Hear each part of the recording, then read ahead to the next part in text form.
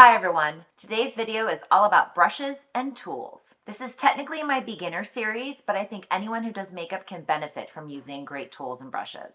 First, I'll take you through what I use personally, and then I'll show you how to use a full set of Amazon brushes that I bought. You won't believe how great these brushes are for the price. And then I'll make some online and drugstore recommendations as well. By the way, I'm Jeannie. I'm a pro makeup artist. I live in Los Angeles. I work with celebrities, beauty brands, and everyone in between. Welcome to my channel. Now, as far as my personal brushes, I took a look on my desk and realized that I have a hodgepodge of brushes. Some of them are clean, some of them are dirty. Please do not judge. I will not be using the dirty ones. I just haven't gotten around to washing them, but I wanted to show you exactly what I have. So I have these 3 tins right here. I told you it was a hodgepodge.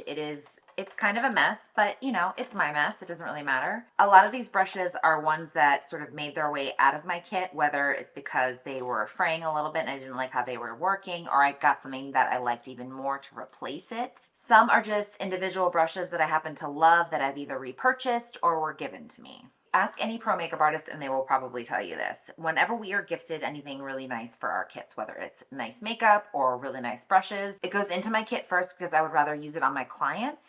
And then if I don't like it, or if it just doesn't work for whatever client, it will go back to me and I will either use it and sometimes I end up liking it, or I will use it and I hate it and it goes in the garbage.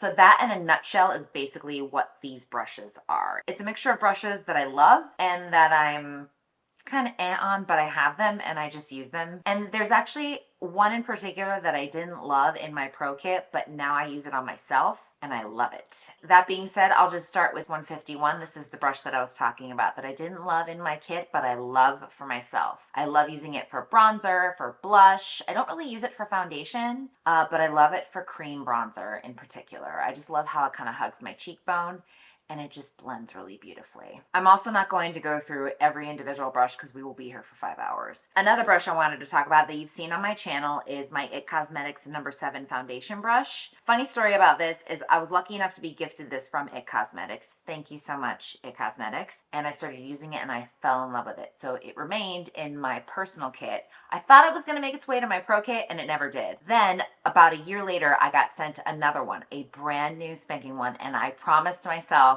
that I would not take it for myself and I put it in my kit and I did. So I'm so glad that I have one for me and one for my kit. I would love a few more IT Cosmetics, just saying, because I just love this brush. And anyone who's been watching my channel knows that I use this brush all the time. I love it. I have these brushes and I don't really use them. I use them and then I realize that I don't love them. I don't love super big brushes. This is probably about as big as I'll get when it comes to brushes for the face. These, it just covers too much real estate. It doesn't give me the precision that I want. So no offense to Sisley, Real Techniques, and MAC, but I have these, but they're just sort of here and they're just kind of hanging out. And then I go, oh, I'll use that. And then I use it and then I remember why I don't really like it. So it's kind of one of those things, but I can't throw them away. This MAC brush was from when I first started doing makeup when I was freelancing for the brand in Chicago. So I was very early into my career and I got the MAC discount and this was one of the first things that I bought and I just can't get rid of it. It's nostalgic.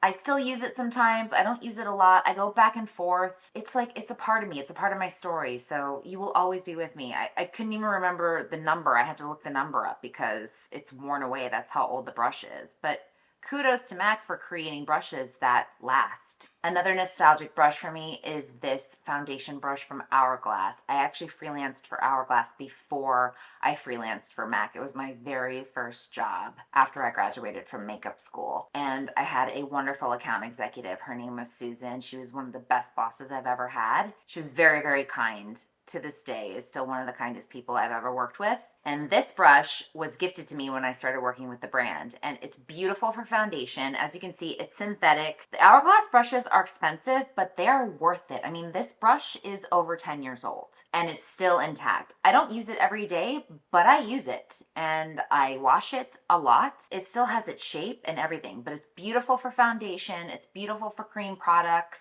And yes, I will never get rid of it because it's another nostalgic brush for me. Moving on to eye and detail brushes, I have quite a few. I'm just going to go through a few of them because obviously there's a ton in here. And like I said, it's a hodgepodge of brushes that I've moved through that have gone from my kit to my personal kit. I'm going to talk about one of my favorite brands. It's a drugstore brand. You can get it at Target. I think you can get it at Ulta. It's Real Techniques. This is the Expert Concealer Brush. This is from when Sam and Nick Chapman were a part of the brand. That's how old this brush is, and it is still intact. If you don't know Sam and Nick Chapman, they used to be Pixie Woo on YouTube, and they are one of my inspirations for starting my channel. Both Sam and Nick have their own individual channels. You should check them out because they still do such quality tutorials, and I love both of them so much. I would love to meet them someday. I just think they're the coolest. And Real Techniques is the shiz when it comes to brushes that are really affordable, that are durable, and that perform. This is great for concealer under the eye, just buffing that out. You can also use it anywhere around the face. It's good for getting into, you know, around the nose, around the mouth, like around the brow, on the eyelid if you're using concealer for an eye primer, which, you know, I love to do on my channel. They're great brushes. That's all I can say, and they're affordable. Moving on to my 217s, my MAC 217s. These are some of the first brushes I ever bought when I first became a pro makeup artist, because when you become a pro makeup artist, MAC is one of the iconic brands, right? They were sort of like the pioneer into the pro realm, to have the pro shades and to have the pro discount. They were in my kit for a very long time, and then they just sort of graduated into my personal kit. I use them, I love them, and as we know, it's the classic eye brush for the crease and the eyelid and the brow bone. This is the iconic brush, along with, I had to look at the number because I couldn't remember, but I knew that this brush was iconic. This is the 224. The 217 and the 224, which is what we used to say on the floor when I was working for MAC. These taught me how to do makeup.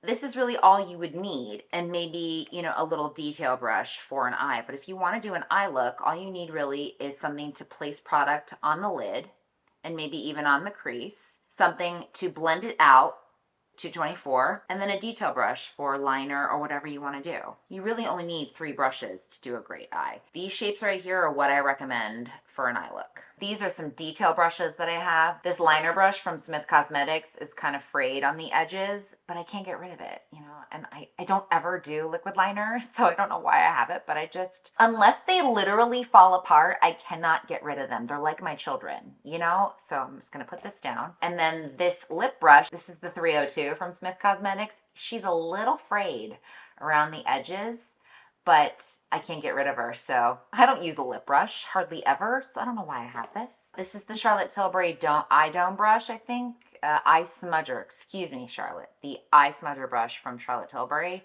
This is great. It's great for smudging on the lash line. This Delium brush is one of the first brushes. I think this Delium brush was actually in the very first brush set that I bought when I was in makeup school. A flat synthetic brush like this is great to place product onto the lid or even to do concealer, you know, anywhere on the face. There's never just one job for one brush. A great brush should do multiple things. It shouldn't just be a blush brush. It should be like a blush and bronzer, or maybe even a foundation brush.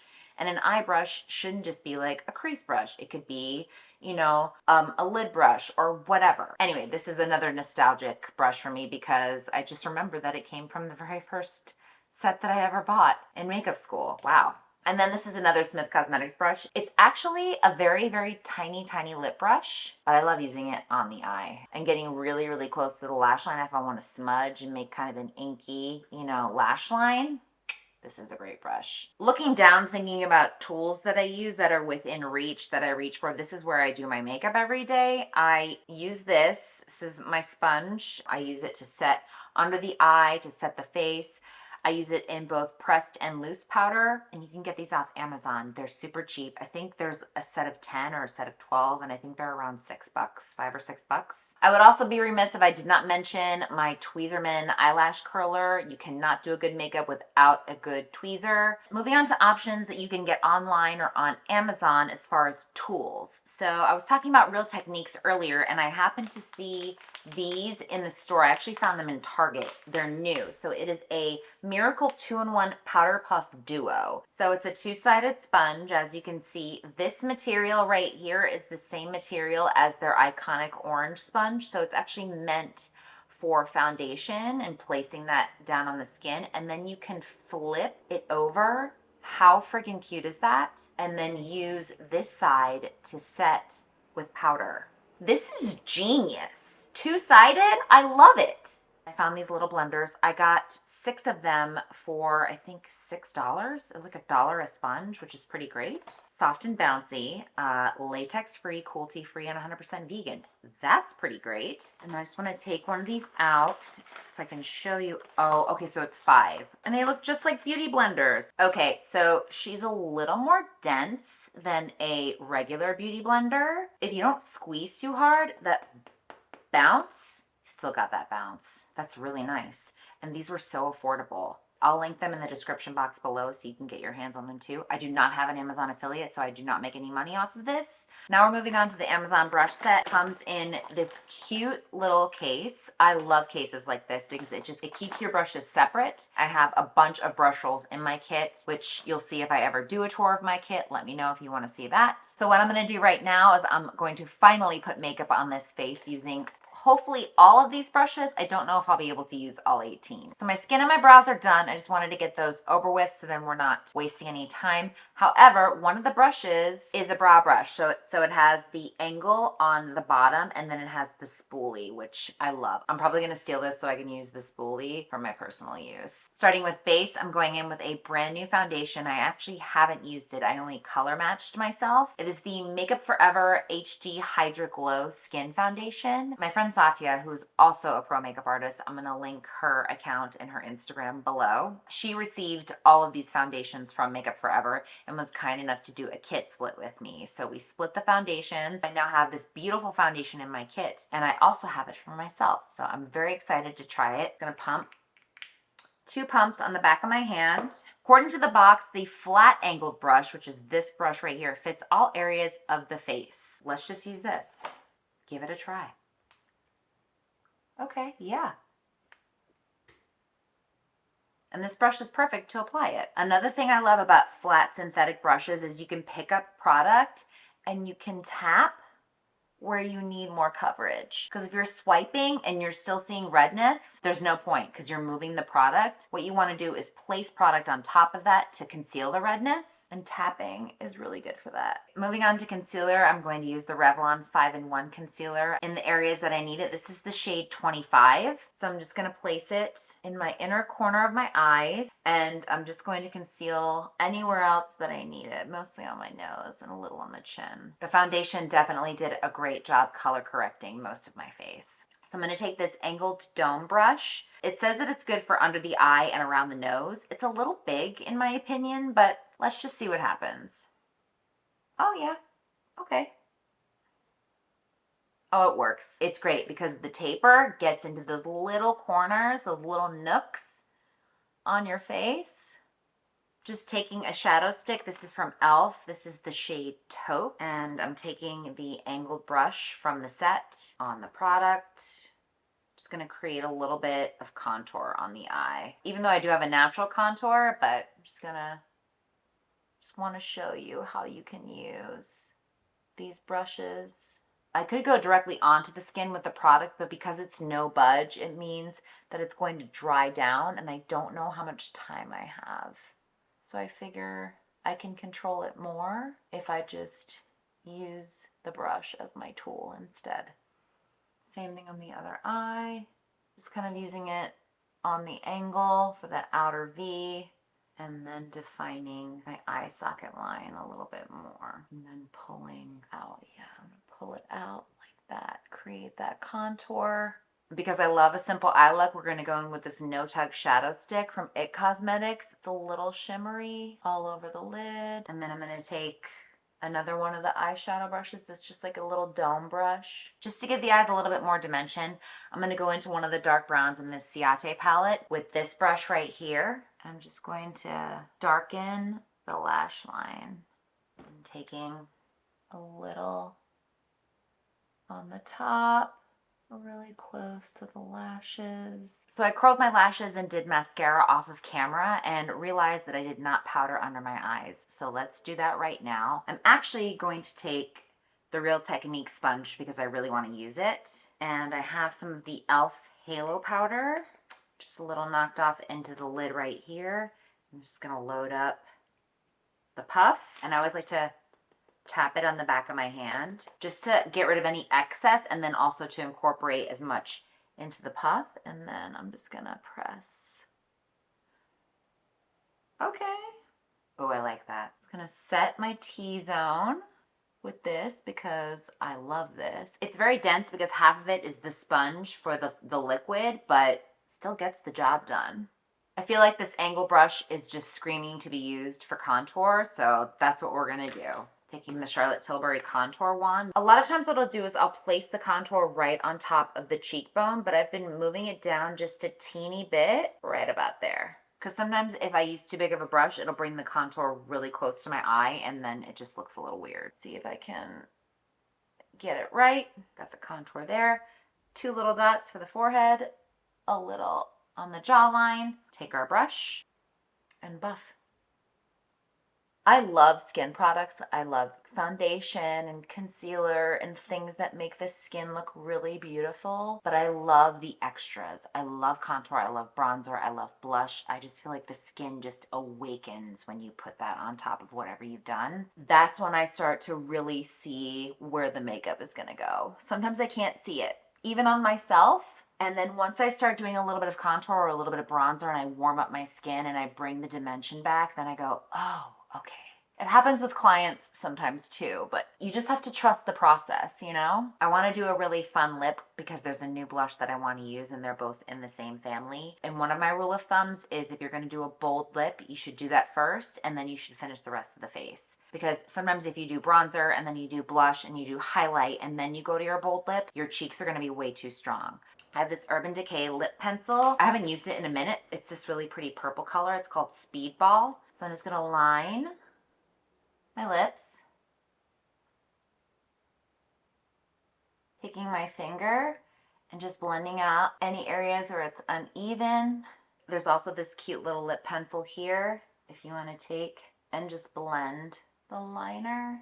I know it's a bright color, but I don't want to go super matte, so I'm going to take Dolly from Buxom, which is this really pretty pinky mauve gloss. And do you see what I mean about a bold lip? If I had a really strong cheek, it would be just a little bit too much. So now I'm going to go in with my cheek color. This is from Merit. It's called Raspberry Beret. So cute. It's a cream product. I've never used this before. And I'm going to take the flat brush from the set into the product. It's in there, as you can see. I'm just going to load up the brush. Yeah, that's perfect. And then I'm going to go back in with the foundation brush and just buff out the edges. Final verdict for $12. I think this is a steal. I think it's great if you're starting out, if you're looking for a brush set that's affordable for the price, you really cannot beat it. Plus, like I said, I love the little canister that it comes in. I just love having a place to put my brushes, and you can also travel with this as well, and it's going to protect your brushes. As far as the texture goes, they're not the softest brushes that I've ever felt, but they're by no means rough or coarse on the skin. Do I still recommend them? Absolutely. Would I put them in my pro kit? Probably not. So if that gives you an idea of where I'm at as far as these brushes, I hope it was helpful to hear what I use personally as well as what I would recommend for you all to use in your personal makeup kits. I think it's really important to invest in yourself. Even if it's just $12 for a brush set, this is still something special just for you, and I think that's really important. I really hope that was helpful. If you have any more questions, please let me know in the comments below. And if you want to watch any more of my tutorials, please click on the link right here. Thank you so much for watching. Don't forget to subscribe, and I will see you next week with a brand new video.